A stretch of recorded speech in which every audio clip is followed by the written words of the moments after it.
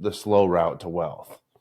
She's reading The Millionaire Fast Lane, which is all about, like, the opening paragraph is like, this isn't your grandfather's, get rich slow book. Like, and so it's funny just to see the two different perspectives. And my wife and I have very different risk tolerance. So we talked, previously about risk tolerance.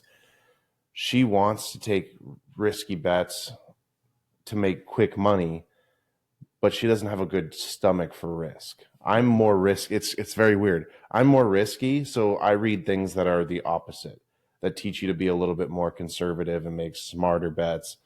So it's a good dynamic, and I think that we are complementary when we need to be.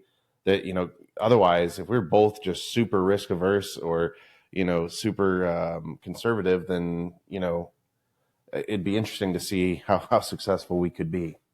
Something you said reminded me, and I don't know whether this statistic is accurate in the least, but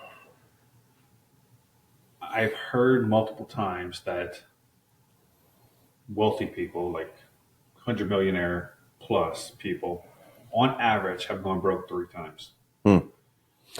Have you ever seen that guy that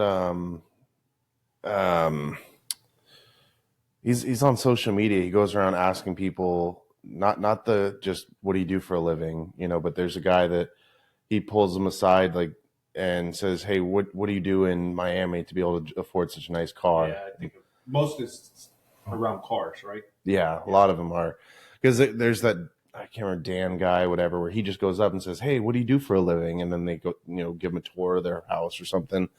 But there's another one that he sits down and asks them, what's one piece of advice that you wish, you want to leave with the younger generation? And, have you ever been broke before and stuff like that? And every single one of them says, "Oh yeah, I've been broke plenty of times."